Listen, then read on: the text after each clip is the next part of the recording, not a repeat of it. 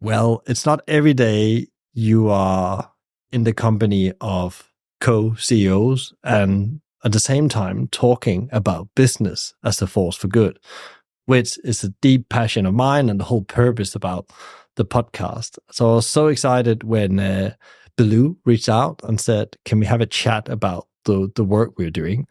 And I knew exactly what it was. I knew it was these water bottles I've seen in restaurants, but I actually didn't know myself the real purpose and the social mission behind. So this is what we're gonna, unwrap today with Charlotte and Natalie. And I'm super excited to have you here. Thanks for having us. Great to be here. Yeah, and we're meeting in real world, in person, which often after the pandemic have not been the first choice. No, but I mean, as the hospitality industry, the key thing is connections and seeing people looking in the whites of their eyes. So it's really important. Yeah, I love it. I love it. That's what I did before the pandemic, as I told you. So for people out there that was a bit like me that said, oh, well, I know what it is, but I'm not 100% sure. Can you talk a bit about like your respective backgrounds and BELU, and then we can dive a bit into why you're involved and how the whole co-CEO thing works. But one thing at a time. Bit of context. What is BELU and what is your journey into it? Sure. So BELU was founded in 2007. It's a business that was founded on the basis that there was a better way to do business and that through doing business, you could effectively help solve some of the problems. We happen to be in water, but in theory, this could be any business product or service. And it's just about the how we go about doing things that differentiates us from kind of standard businesses. Why did you end on water then? You said you can be in any business because the purpose in principle is so strong and deep. I think the passion was for supporting water projects across the world. So that's why that product category was chosen. But also to Reed Paget, who was the founder of BELU, he was, I would say, there was a vexation at going into hospitality and seeing imported water. And he saw it as a category that was ripe for disruption. Yeah. So the alignment with solving water poverty and then also this imported product that didn't need to be on the table, the two things collided and BELU was born. And let's start with you, Charlotte. How did you get involved with BELU? Because there was a founder originally, and I guess he's still in the shadows, or No, he hasn't been involved for many, many years. So he's never been involved since I've been in the business, and I joined back in 2015, going back a while. And at that point, the team was a team of about 4 people. We were trying to figure out how do we scale from that point. And I joined having had a background of 15 years in retail, and myself had been looking for a new opportunity. Didn't really know what. Knew I didn't want to stay in sort of big traditional business. Knew that I couldn't go to charity because I find that too bureaucratic. And sort of happened upon this brilliant business, BELU, that again, I kind of recognized but didn't understand the sort of the nuance, I guess, within the business model. And the more I found out, the more I was curious actually as to how does a commercial business operate to then deliver more than just shareholder value. And that's really what interested me. And then my journey is very similar, just minus the corporate background. So I knew Reed as the founder of BELU. I knew the product. I knew the impact. I knew that over time, when the new CEO came in, that all profits went to WaterAid. And I was looking for an opportunity that married commercial rigor with purpose. And there aren't many businesses, or there weren't many businesses back in the early 2000s or when I started looking in sort of 2018 that did both. It was either a charity or it was a commercial business, possibly giving a percentage of profits away. So I saw the opportunity, knew the brand, applied. Charlotte interviewed me. And so at the time, Charlotte was the COO of the business. Yeah. And it was, we had a great conversation. And what we realized in that conversation is there was so much potential for BELU to go even further. BELU was successful, 6 million turnover, £1 million a year to WaterAid. And so it was like, okay, well, what's the magic here? Where can we go? And I joined on the 2nd of March, 2020, and we went into lockdown 3 weeks later. So a baptism of fire for both of us. It was. And we're not going to talk about the pandemic. I promised the audience we're not diving into that anymore. So talk to me a bit about, what is the big problem you're solving? What is the business model? Because it's not a social enterprise, a charity, as you said, Charlotte. We are a social enterprise. So you are a social enterprise, but there is a deep commercial model Absolutely. that works to fuel the funding. Let me twist that around, because that's what I think is really interesting, is that actually you just said you made, I think, was it a 20 to 25% profit in that year, where you did 6 million in turnover. Oh, and £1 million to WaterAid. Yeah. And that's super interesting because like many businesses would love that kind of net figure on the bottom. So talk a bit about the model and how it works and how it actually ends up with making so much positive impact. I don't know who of you wants to jump on that. So, I mean, first and foremost, we're a commercial business and we operate in that way. It's just that what we do with profits is the differentiator. So everything that we do, we partner with people to do the manufacturing. They are long-term partnerships. We pay them the going rate. We operate and negotiate in the same way that any commercial business would do. And I think what's different now probably to when we were at the £6 million giving £1 million to WaterAid is that we are investing to grow. So historically, we ran a really lean team. And actually what was great about that was the end profitability position. Yeah. But what wasn't great about that is that you couldn't get it to be any bigger than it already was. So we were in a sort of stalemate position. And we ran at about £5-6 million for a number of years. But it feels now that this business is ripe for growth.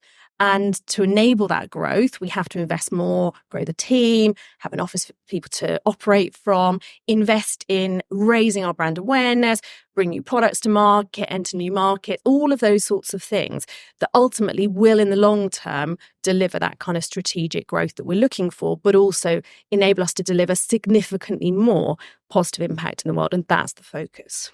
And then for the hospitality folks, what we're delivering is a drink service. So every single hospitality venue, unless it's quirky, offers a drink service. Yeah. Be it water, soft drinks, alcoholic beverages, whatever it is. So we have come into the market primarily with the original founder in mineral water, because that was the problem he was trying to solve at that time, specifically imported water, removing that from the market. Over time, and where we are now, is that we are trying to disrupt the drinks industry more broadly. You don't need imported soft drinks at all. So we've got mineral water, we have tonics and mixers, but the big innovation, or the big growth opportunity, is filtration. So offering still sparkling water that is filtered. So you're still offering a best-in-class water service for your customers, but it's in a sustainable option that can be reused. And the journey for that started before I joined.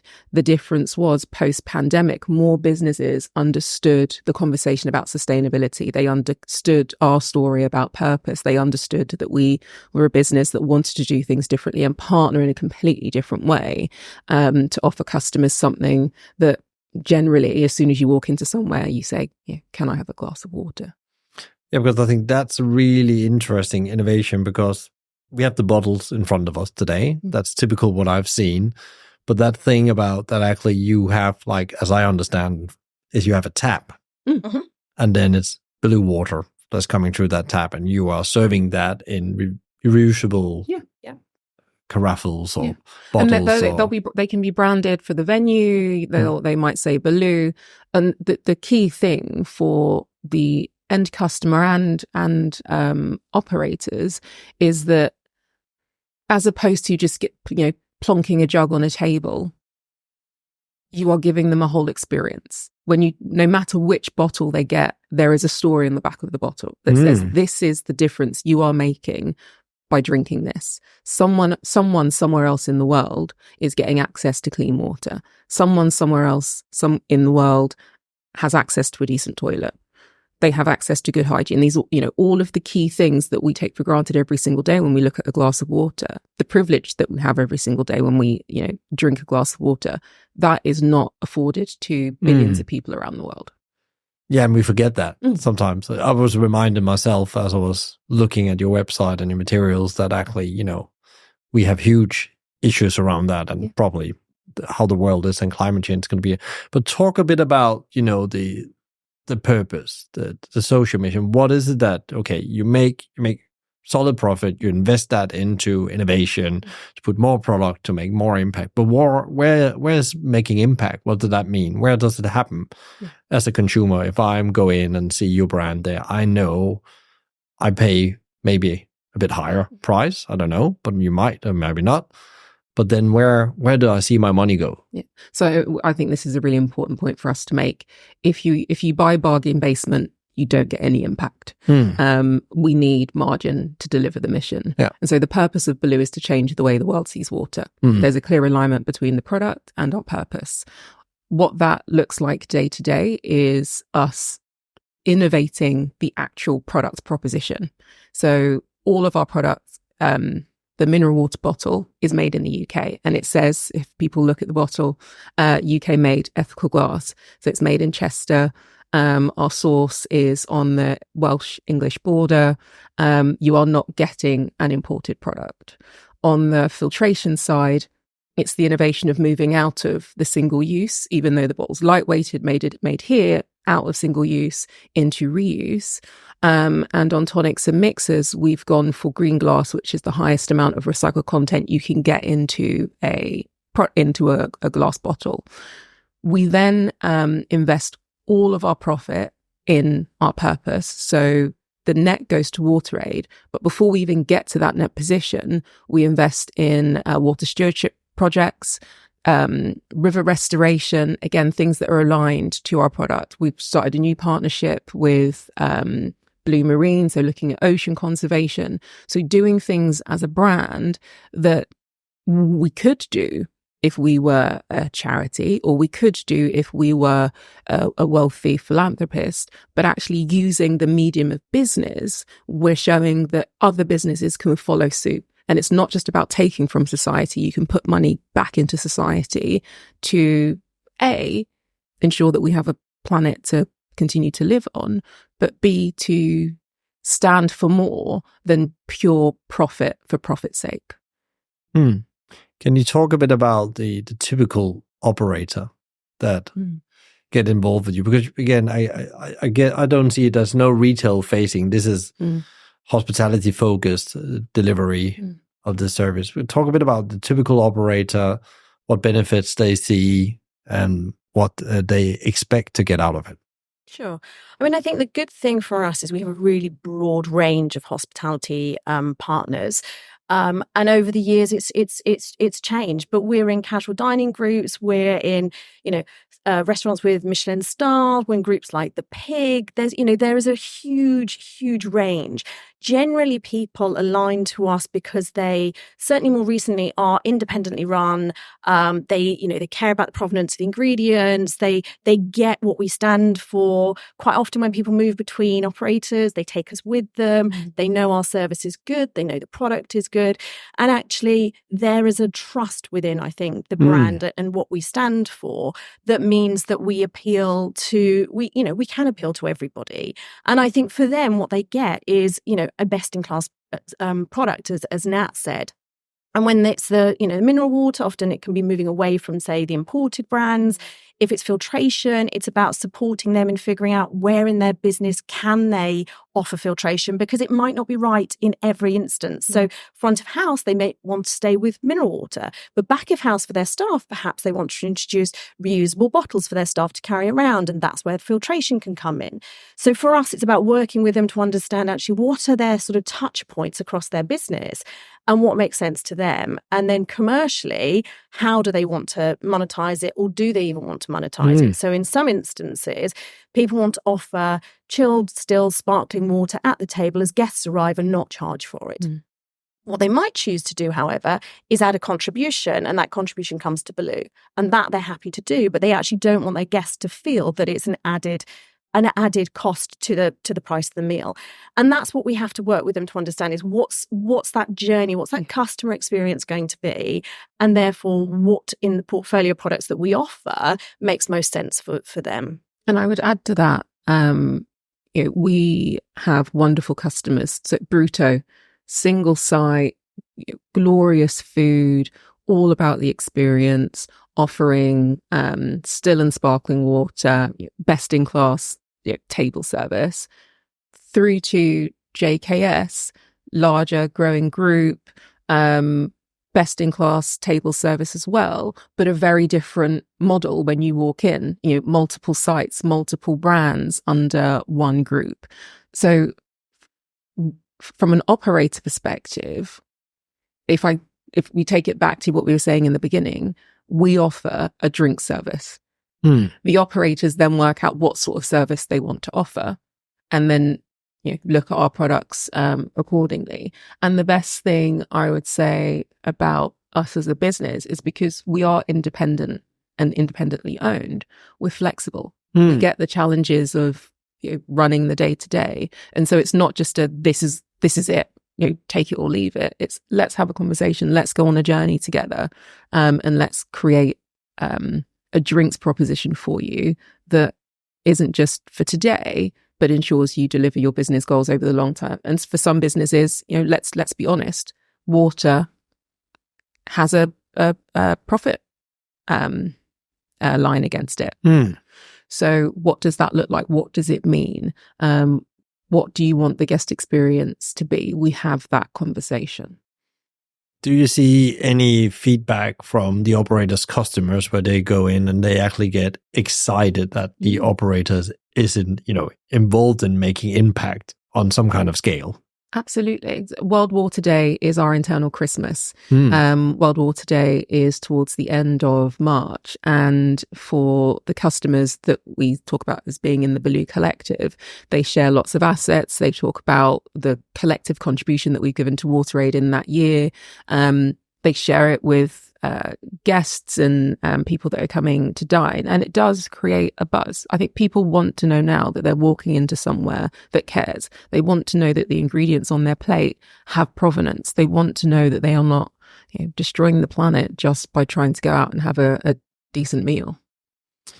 And what about if you go back to the commercials, what happens with the operators' commercials? Do they improve when you get involved, and how have you seen it? Or has it primarily been driven by, I want to do good as an operator? That's important to me. I think usually it's a combination of both, actually. So I think they do genuinely want to do good. I think if they, if they come to us, that's primarily why they've chosen to reach out. And I think for them, if they're moving away from mineral water, there can be commercial benefits to moving to filtration because they save space. It's easier to they don't need to store it, they don't need to handle it as much. So there are definitely cost-saving potential for them. And time-saving. And time-saving, yeah. So I think it is definitely a bit of both for them. And again, working with us to figure out actually what makes sense and where does it make sense, and should we start with a trial and one site and then roll out. And so actually for us, it's always about innovating with them and sort of taking a test and learn approach so that we learn as well as them learning. And the other benefit is, when you work with other drinks brands, they'll give you some umbrellas and they might give you some beer mats. With us, you're going to get some impact information. So you're going to understand your carbon saving. You're going to understand, that monies have gone to WaterAid and this is the difference it's making around the world. You'll get visuals that help take a customer on a journey. So I think it does go back to, what does an operator value? Do they want to share more of their wider purpose, if they have a purpose, both internally with their teams and with the customers, or do they want sort of the pure hospitality, just, give me a drink type offer? Yeah, it was very interesting as I was looking through your website, I saw you have these customer tools, and I got very inspired to another venture I'm part of. I thought, okay, this is great. Because again, how do you bring the front line to talk about what you guys are doing with the water, or any kind of purpose activation that an operator is involved in? Because I totally agree with you. I think we are at a tipping point where people going to start asking these questions. And I hear that from people. They are talking about provenance. Where's the meat from? Is there any ultra processed in these products? Any additives? So on and so on. So definitely see the move is there, and helping these operators, giving them the tool to communicate these benefits is a really, really great thing. And training. We come in and we do training. So for the teams, we talk about A, how to make the machines work, but most importantly, B, like purpose. What does this mean? Not just the water aid impact, but the carbon savings, which for any operator, that's CPD. That's stuff that helps your teams feel invested in a business that's doing good. So we have a full wraparound package, which you don't necessarily get with other drinks suppliers, because the drink suppliers are just talking about, this makes a great cocktail, or maybe the flavorings. That's all fine. For us, it's what's the difference? What's the real difference? And it is that engagement that operators quite often want with their teams, or for their teams, so that their teams, they care about the products that they are putting out in front of a guest. They understand the water as much as they do the provenance of the meat, and what ingredients go into the dishes. I think they want their team, and their teams expect, actually, bigger businesses certainly, to have chosen their suppliers carefully and to consider what else they stand for, and how does that then align with their broader mission and purpose and objectives. And I guess the bottle is we didn't touch on that before. We're just thinking, is one of the most sustainable ways to deliver water. Glass still. People would say, is it plastic or glass? So from a carbon footprint perspective, an rPET bottle, so 100% recycled material, and 100% recyclable, is the best option. It has the lowest carbon footprint. When someone tells you otherwise, just look at the data. Yeah. From a dining perspective, the experience, this glass bottle specifically is lightweight, it's UK made, it's not being shipped from somewhere overseas, brought here, filled, at a certain weight. So this is the most environmental option out there. If you wanted to remove even more emissions and remove the single-use element, although when this is now challenged because we tested being able to reuse these bottles too, so we can reuse them, then you'd move to filtration, which then removes the logistical operations of deliveries coming in and out. So there's a carbon saving there. So it's a scale of where do you want to get to, because there are savings in multiple ways. From there's nothing that's delivered any business without, the right team, the right way of thinking and organization. Can you maybe talk a bit about the way you've decided to structure the organization? And one of the big things that's very visible is that you're two CEOs. We can go into that, but also that, how are you thinking from you already mentioned, we are commercial, but we have a social enterprise governance structure. Talk a bit about like the choices you made and, the benefits it's given you. Do you want to talk about how co-CEO came back? Yeah. So post-pandemic, and the pandemic is important here. So joining, 3 weeks in, the business pretty much flatlines and disappears. Neither Charlotte or I panicked. The first position was, well, how do we ensure BELU is here in the next 10? And we went on a journey together, but also with the team of just saying, what if? And we were asking what if in multiple ways, at the product, at the operating model, and also the team. And Charlotte as COO, and this is really important, absolutely knew more about BELU than I did. Like, there was no point in me trying to alpha my way through decision making. Charlotte knew more about the business than I did. And in terms of growing, the light bulb moment was, well, we're co-founding the next phase of this business. So we did a 10-year strategy We are doing that together. We are co-creating this. Why would we not be co-CEOs? And so I shared that with Charlotte, and I think she looked at me rather perplexed. But we said, let's live with it. Let's try it. Let's not tell anyone, but let's just operate that way between ourselves. And let's put some things in place that means that we're both supported. And if, it doesn't work and we need to mediate, how would we do that? And we've been going on, I guess, a happy dance ever since. And we had to take it to the board. We took it to the board. They said, why would you want to demote yourself? Had to explain, this is not a demotion. This is about us going further, faster together, because people do think, well, this is slightly odd.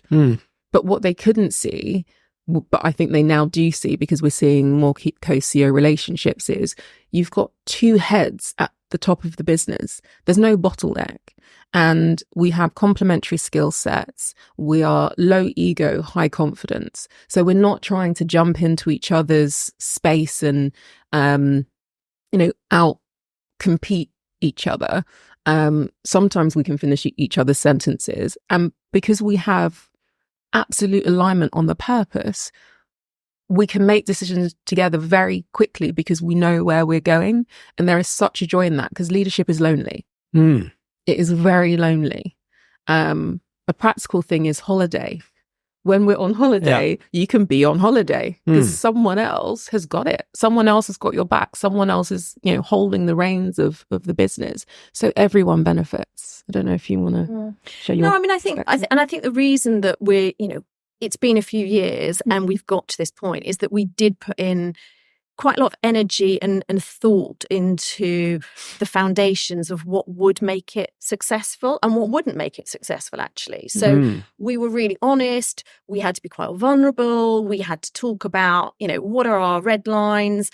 What happens on a bad day? We're on our shadow sides. What might that look like? So actually, we could then finish each other's sentences. We could really understand what's going on in the other person's world that would influence their decision making and how they might show up. And I think over time, I mean, it's a bit like a marriage. You kind of get to know people to a point where it just becomes second nature. And there is no, but that's my bit. And, you've made that decision, or it's just so natural now.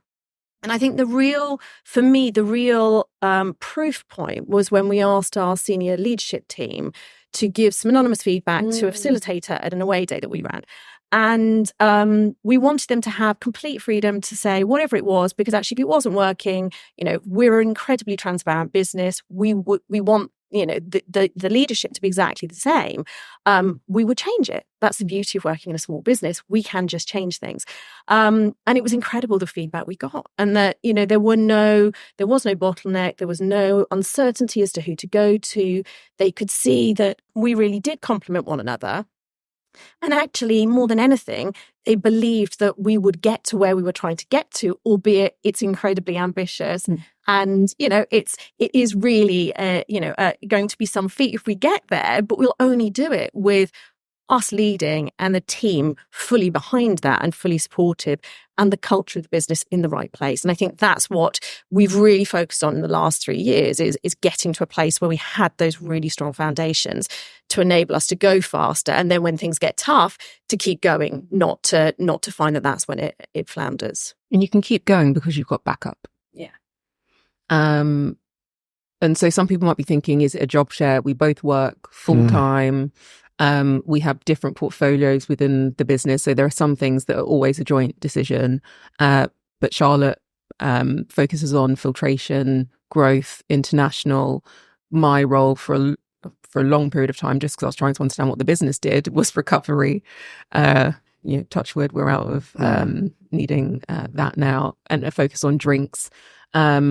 The UK, I focused on people. Charlotte focuses on finance, and we still have that split. But we both look at processes. We both look at systems. We both operationally look at bits of the business, and we can both deep dive and jump into bits of the business too. We swap how we line manage our senior leadership team. So I started line managing the majority. Then Charlotte managed the majority. And it's almost probably every year to 18 months we switch. And so we both get different bits of exposure. the joy for me. So I think there have been 2 moments when I was like, this really works, is again, going back to the pandemic. I had just moved. It was lockdown number 3, or just the one that was in January. It was just horrid.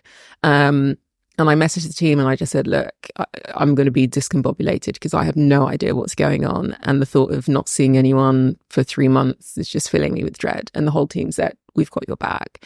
And then we had a senior leadership team meeting. I think it might have been a board meeting as well. And someone was talking. And I was plotting through ideas in my head, to me silently, but Charlotte could see that I had all of these ideas. And the agenda moved on and I didn't say them. She was like, what were you going to say? And I was like, oh, how did you know I was going to say something? She was like, she can see my working out. And again, there's so much fun in that. And for people that are doing this alone, sometimes your leadership team won't step in and say, to the boss, what were you going to say?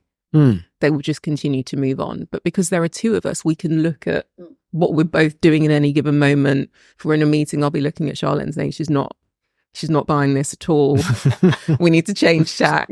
So yeah, there's a lot more joy in the day job. And we are employed. We are not co-founders of BELU, but there is a joy in having a job where you can show up and you can 100% be yourself. There's a couple of things I want to just touch on. The first one is that you talk about this vision. And one of the things I've learned, well, we did a piece we're back in the pandemic, where we went in and said, what are the 6 tenets of maverick leaders? And one of them was absolutely clarity of purpose and direction. So that means that you have a plus 5 to 20 year vision about where is this going and what kind of impact besides profit is going to happen. And it's a very detailed description in there. And I had a podcast with Ari from Singerman's talking about that. So we're not going to dive into the theory there. But can you just give the audience a bit of a slice of what does BELU look like in 10 years' time? So, I mean, we've already said, our purpose is to change the way the world sees water. And more than anything, we need to figure out how we really bring that to life. So we're already aligned with WaterAid until 2030. We have the UN Sustainable Development Goals written into our articles. We're focused always on our kind of, we call it our 4 Ps framework. So it's really important for us that everything that we do is around our purpose. We then think about our people, and that's both our internal people, but also the people that we deliver social impact to, or that facilitate the money's being passed to them. We then got our products, and then we have our profit. And actually, in that order, it makes a beautiful circular model that means that we can go anywhere and do anything. And I guess in the co-founding piece of the next 10 years that we alluded to, for us, this is about we call it our Go Big plan. And ultimately, it's scaling the business. It's scaling the business so that we operate in multiple territories, not exporting our bottled water. So we won't ever do that because it creates an unnecessary footprint. But for example, our filtration systems could enable other countries to move away from single-use products. We started trialing that in Hong Kong, and that has been a really successful trial. And we're now looking at another city to add on to that. And we are taking a sort of city-based approach. So that's one part of it. But actually, there's a huge opportunity in the UK market. We know that. Quite often, as you said to us at the beginning, people know BELU, and when they see the bottle, they immediately say, yes, I know that, but they don't know what we stand for. So what we really want to get to is a point where people understand the moment someone says BELU, what it is we stand for. Because for us, being a purpose-led business that then becomes a household name, I think would really be that recognition, I suppose, that we are a business, but actually we're a business doing things differently. And that in doing that, we can enable lives around the world to be transformed. We can support river restoration. We can support marine conservation. We can do all of these things and deliver the most amazing water service to hospitality venues across the world. I mean, that was beautiful. I was nodding like... That was quite good, yeah. I would say.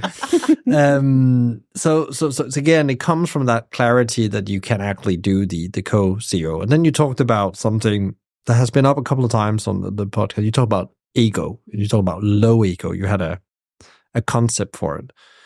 How do you make sure, because as human, we all have egos, more or less, and needs to be managed in a way. You need to be very aware about your ego, and because sometimes you even don't know you are stepping on the other one. So how do you do that? How do you manage each other's ego? How do you manage your own ego?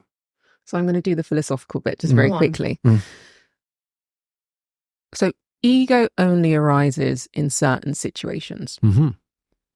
And when you remove the ability for those situations to arise, you don't have a spike in ego, either id or otherwise. And so going back to what Charlotte was saying, creating a framework at the outset around who are you on your worst day? What's your shadow side? What are the red lines? What are the trigger points? What's going on at home for you? We know who we are. And therefore, if one of us is in shadow side and it appears, the other one doesn't take it personally. Because it's not about me, it's not about, or vice versa. It's something else. And so the other person, the other co needs to take a step back and say, are you okay? Or what's going on? Just to understand, context. And maybe that means you don't have the meeting, you just spend time having a chat, or you come back to something tomorrow. The other bit is honesty. I think ego shows up when people feel like they could be cheated or deceived, or they've got to be on the back foot because there's a game. We don't have to have time to play a game. We're both adults, there's stuff to do. And as from a business perspective, we have a very clear purpose. So ego doesn't show up in that space either. We both have very different lives, so and skill sets. So we're not grappling, looking at each other's lives, going, I want that, or I want that. I sometimes want Charlotte's shoes. I have actually bought her trainers. So that contains the ego from a very practical sense. I would also add, the female element of it here. One of our investors said this wouldn't happen if you were men. And I think there is something in that. The feminine energy that we bring to this is very different to a model of the alpha out front. I will dive off the cliff first. You will all follow me. There is a singular direction. Actually, there's a collective of ideas that make BELU great. We use the word co-design, collective, co-CEOs. It's a co-production. And so to think leading a business that's going to be around in the next 10 years can be anything other than that, I think is short-sighted, because you won't be here. You won't get people working for you, because you will suddenly become an outdated model of what leadership is, because there'll be all of these other models of organizations thriving under a leadership that is far more equitable. And we're seeing it at the National Theatre. They have co-CEOs. Thames Water are operating under an interim co-CEO option. There's a couple of others that we always sort of reference, but I've forgotten. But it's becoming more common. Do you want to add anything, Charlotte? Yeah, I mean, I think there's a real importance to you knowing yourself as well. I think self-awareness, people talk about a lot, but do they actually know themselves? Do they really know what happens? So I think you have to go on a journey yourself to get to a point where you can operate in a very different leadership model. And one that has, you've not necessarily seen yourself and experienced yourself. So you are trying to figure out, how do you make this work? But I think neither of us feel threatened. And I think that's generally when ego comes up. Neither of us think we need to have the answer. If we don't know, we don't know. We don't know. That's okay. And I think we empower our teams because of that. And it is all about collaboration and co-design. And therefore, why do we need to compete? I think that there's no hidden agenda here. There is no politics going on in the business, that there's none of that you tend to see in big businesses. That means that people are competing to try and get the next rung up, or that there's none of that happening here. And actually, we are genuinely aligned behind where we're trying to get to. And the only way we can do that is to focus on that and nothing else. And I think we are quite lucky, because we have a really strong set of values, which we call our DNA, and we use that to guide our decision making. And so when things do get tough, you go back to those and you say, but what would we do under, in that guise? What should we be doing? And therefore that takes any heat out of it. And it is just second nature now. So for me, it's not the ego point and the high confidence. Yes, we are both confident individuals, but we're not competing with one another. Our skills are so different that anyone who works with us would be able to see that there isn't confusion, therefore, actually, as well, as to who to go for what reason. And I think, the board have come round to it. The board think it's amazing. They love it. Genius idea. Yeah. So do you want to add coaching? Because some people say, okay, I don't know myself and I have no idea what they're talking about in terms of shadow sides. Yes. So, I had the most incredible coach for about a year. I worked with her. And that was the revelation. So I'd done various things in my corporate career around Myers-Briggs and your insight colors and all of those sorts of things. And, I thought I probably knew myself, but actually none of that supports you in really reflecting on who you are and how you make decisions and what happens when you're, things are tough and you've got out of bed and it's just the worst day and, something goes wrong and it triggers you and you don't know why you respond in the way you respond. And actually working with a coach to kind of just unpick some of those things was so inspirational that it changed my outlook. Changed my understanding, and gave me, I guess, a narrative to kind of correct myself so that I knew what was going on in my head before anyone else did necessarily. So that was hugely supportive. And she then supported us on the journey of going on that co-CEO journey. And she was the one that sat us down and sort of, she didn't actually say anything, to be fair, I don't think, but she was there. And she offered to be a mediator as well. So she said, if you ever need someone to sort of work things out, right, that's the process. So there was a process that we could go through, and we shared that with the board too. And we've never needed her. We've never had an argument. But it sounds quite interesting with what I've seen with anything, strategies, visions. When you write them down and you come back to them, actually you use them. You don't do the workshop and then put in drawer. You actually have a starting point for any conflict, any diversion, any bad day. That's where you start in a way. What do we actually agree? The constitution of the organization. Yeah. How does that trickles down? Because it seems like you are very aligned. How do you then use that to trickle that down to, because I guess the team has to go and deliver that. So it's a journey. So when we started as co-CEOs, the team was really small. So we were at sort of 6-ish people. Those people then became our senior leadership team. So in reality, it was us as co's with senior leaders. And we were delivering everything. So in the detail of everything. The way that we came up with changing the way the world sees water was that we worked with an agency, but it was us two. And so we put a lot of the energy and the brain space and the power into coming up with the plan, and then seeded it with the team, got their insight. We told them what was going on, but ultimately the decision of where next was us. The same with the Go Big plan.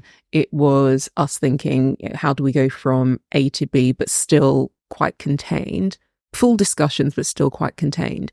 Where we are now at a team of 25 is that we didn't start the strategic process this year. The senior leadership team did with their teams. So, we know where we're going over 10 years. We know what the headline numbers are. How does this come together within your own teams? They then fed that up to us. As an organization, we have a debate, we have a conversation, and then we finalize it and take it to the board. So each year, basically, the power is distributed. If Charlotte and I have to keep doing it, then we've got the model very, very wrong. We also layer it into things like our impact report, for example. So, that features our DNA. So it's written there and it's referenced for the world to see. It's not, it's not something that sits on a meeting room wall that is never actually used. Our 4-piece framework is in our impact report. It sits in people's objectives. The document that we write the strategy up on is the same document that we've used for a few years now. So everything is sort of layered in so that subliminally everyone is thinking about it without even knowing they're thinking about it. So it isn't something that is a guarded secret that's hidden away. It's really integral to everything people are doing on a daily, weekly, monthly basis. I would add as well, I remember, early on in my career, you'd see the leadership in meeting rooms hacking away stuff. And it was always like, well, they do all of the thinking and then we do all of the work. Georgie's in the room at the moment. I would hope it doesn't feel like that. It's an open conversation. Strategy lives with everyone in the business. Good ideas lives with everyone in the business. And we have a clear timeline around when these decisions need to be formalized into something that needs to go to the board along with a budget. But again, it goes back to the way we lead. The idea of the single person with all of these great ideas leading this business in a superb way is just completely outdated. Your talent is your talent for a reason. They're there to drive the business forward in different ways based on their roles, but that's what they're there to do. And so both of us try to, I hope more than try, we focus on nurturing that so we can be CEOs, because for a long time, because we've been so much in the detail and in the weeds, before Georgie joined, I was doing social media. So, in the weeds of stuff, Charlotte's still sourcing bottles. We're better CEOs and we're better co-CEOs when we get to come out of that detail, when we're not in the weeds, and we can think long term. So we can think beyond the 12 months and start saying, okay, well, if the goal is that in 5 years, what do we need to be doing today? Yeah, and I guess that's super powerful, because that's what often is the biggest challenge. Yeah. What is the 20%? They give 80% here and now. Exactly. If I was sitting out and listening to this conversation, I think this is super interesting. I would like to have a partner on my journey. I want to have some of that rocket fuel you discovered. What is the one thing that I need to do from a starting point? There's probably multiple things, and as I can hear, there's you need to find your own recipe in a way, but there's some corners to cover. But what is the one thing I should start with? I think you need to know yourself, and you need to be really clear on what would give you that superpower. So what's the gap in your skills that you could fill with somebody else's skills? Because I think that's where it works. And I would say focus on someone that you like. Like, we like each other as people. Sometimes you can work with someone because almost to counter, because you're like, well, they're good at that thing. But do you like them as a person? And if it's questionable because you're like, actually that behavior, or it will come to a head in some way, shape or form. You really should like each other, like a marriage. It's not everything but we accept people with all of their flaws, but you want to be able to want to hang out with that person, because at that moment when your back's against the wall, that's the person that you're standing there with. We're the two that go into the board meeting. The accountability sits with us. The risk sits with us. If anything good, bad happens, it's our necks on the line, and you need to really like that person and like and trust that person. What is the biggest learning you had on that journey, from going from more traditional structure to where you are now, where you're co-CEOs, you put, I would say permission to operate out in the front line as well in your organization? What has been the biggest learning? Because we all trained in traditional models. No, so not me. But You didn't, but I did. 100% did. So the traditional model just burnt me out. I left big business because I couldn't see a way to have, and at that point I had 3 really young children. I couldn't figure out how to carry on my career and not end up in hospital. So I had got to the point where I knew I couldn't do that. I needed to find a different balance. And this is going back 10 years. Balance and work-life balance was not something you could talk about, and it wasn't something you could ask your employer. So for me, I think I was on that journey before I even realized I was on that journey. And finding BELU was one part of that. But actually, I would say I've had more balance, more freedom to think since we've started. And ironically, in the middle of the pandemic of all times, I know we're not talking about the pandemic, but it was such a pivotal moment for us, both of us, but also for BELU. In the midst of homeschooling, it was hell. But actually, it was some of our most creative, innovative time and some of the most valuable time for getting us to where we are today.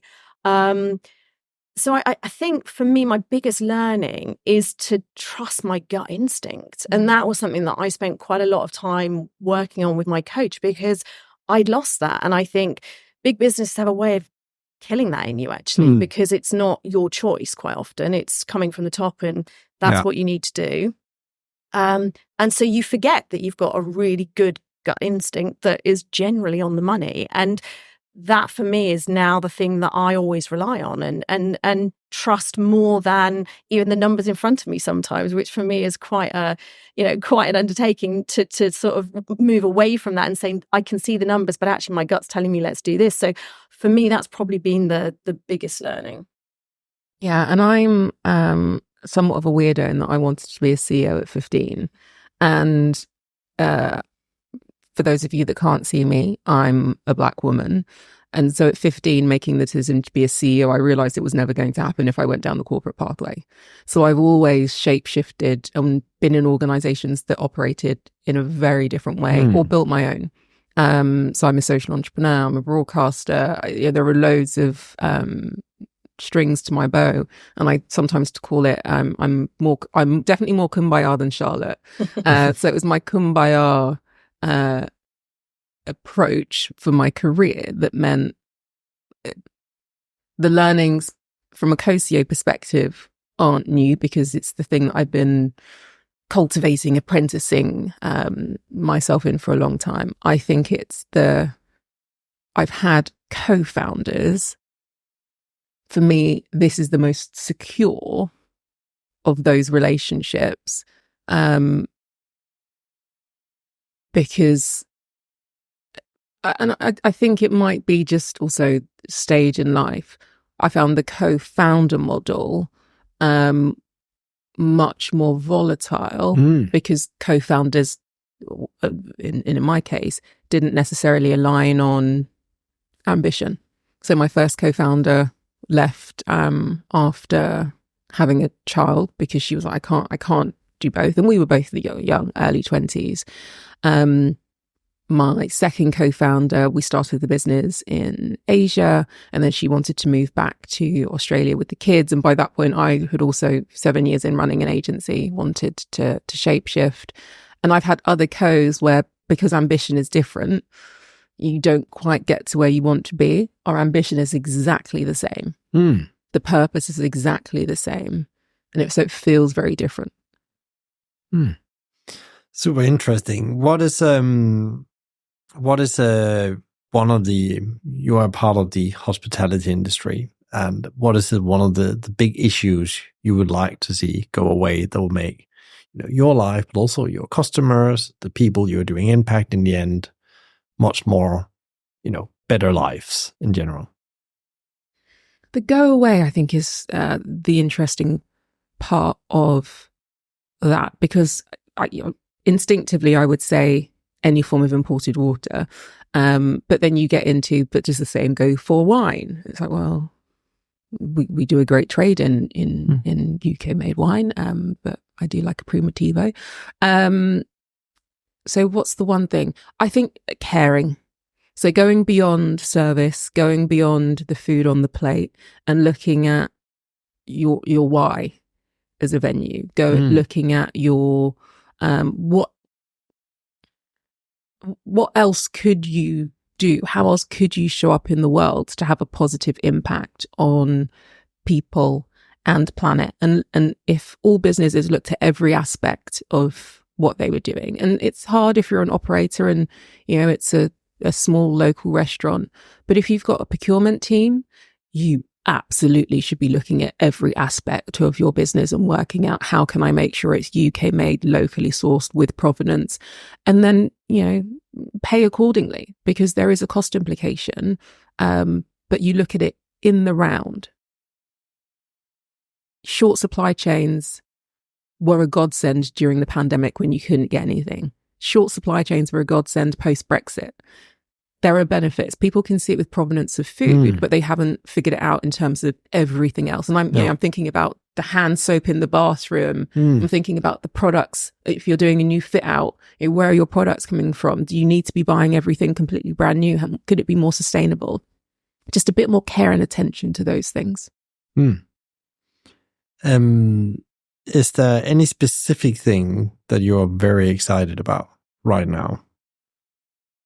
Could be BELU, on your own journey as leaders. Global? Yeah, I think global's quite exciting for us. I mean, it's quite a departure from our Hong Kong feels far away. Well, and it was Hong Kong because they came to us. They found us in the, again, it's serendipity in the midst of the lockdown, when normally any requests for, BELU going abroad, we say we'd love to, but really sorry, unintended consequences, higher carbon footprint, we just don't do it. But actually we had no incoming inquiries. And so on this occasion, it was also a really, really important hotel group. So we had 2 calls, in fact, in quite short succession. So one was from Swire Group and the other was from Mandarin Oriental. They're not the kind of calls that you don't respond to. And so our head of biz dev at the time said, yeah, I'll have an initial conversation. Let me understand what you're trying to do. And it sort of went from there. And we decided that, what was the worst that could happen? We could trial it and we could see if the BELU brand resonated beyond the UK. And we'd just go and see, where it took us. And it transpires that actually their government have brought in a piece of legislation that means that they are having to reduce their reliance on single use. A lot of what they bring into the country is imported. Actually reducing their carbon footprint, reducing the way in which they serve water is a huge win for them. So it was just the right time. And, we were just in the right place at that point to say, yes, okay, let's see. And it's sort of gone from there. And I think having tested that in quite a small way, we've got about 15, 20 customers out there now, some great names, and they want to take us to their other cities. So we are now looking at how do we scale that and what does that model look like? And we've now put one of our senior leadership team as our global growth director to enable us to have single focus on that. We couldn't do it as a sideline to the UK business. So the UK is still a huge growth opportunity, but the global bit is quite exciting, because when you look at the number of social enterprises who exist beyond the UK, it's really, really small.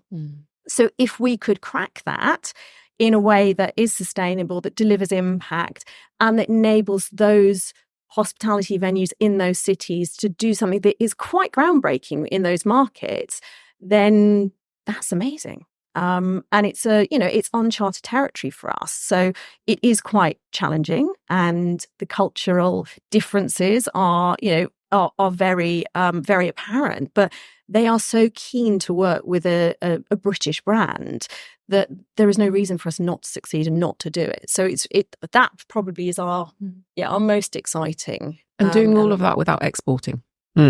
So, this is a different product set within the business. That also then requires a big servicing element too. And I think that's the big win. Yeah. It's an evolution of the business model. Yeah. And it's an evolution that has happened during a time when lots of businesses were trying to recover. And going back to the co-CEO bit, I've never been to Hong Kong. I don't deal with anyone in Hong Kong. Charlotte's been twice. If there was just one of us at that initial stage between Claire, who was then called Director of Business Development, that would have been a big stretch. But with two brains, I could stay focused on UK and drinks. And Charlotte and Claire could absolutely get on with that. And even to today, other than from a brand side, I don't get that involved in global at all. I think it's very interesting as well how you talk about scaling the blueprint and the story, not so much about physical assets you're scaling and moving across resources, which I think is really interesting and also a different way of scaling a business in a way and make huge impact. Yeah. Because you might not be able to sell the same solution, but the purpose is the same. And you can build from there the how and the why in principle. If just a quick question to both of you, I would love to hear, because now we talked a lot about the role as co-CEOs and how that impacts the business and how it makes the business deliver on a very high level. But what is your like personal hacks for, getting out of bed? We talked about that, and actually, wire yourself, set yourself up for success every day. Maybe start with you, Charlotte. Oh, personal hacks, good Lord. 3 kids. Yeah. They get you Good out. diary management. I mean, I guess my strength is my organization. So I've always been very able to juggle a lot of different things. So for me, it's about having a method to manage the chaos within my life that the 3 children bring me, as well as the joy, and being really focused on what I need to achieve in any given day or week. And also giving myself time, and I schedule time to have thinking time so that actually I can then think more long term. Because there is a risk, especially because I quite like the detail, that I end up back in the weeds of the business when I don't need to be in the weeds of the business so much. And whilst it's good to kind of occasionally deep dive and, and make sure that you're still on the pulse, actually the real value that I can bring is looking beyond the next year to the next 2, 3, 4, 5 years. So making sure that I do that, not necessarily on a weekly basis these days, but, monthly, some time to think, to make sure that we are still focused on that go big plan, for me is really, really critical. And that all comes down to organization of my time and choosing, where I spend my time. Yeah, the 20%, they give 80. Yeah, love that. Yeah. Natalie? And the same, I'm a juggler. I'm currently running as an independent candidate for Mayor of London, in addition to the day job, again, only possible with a co.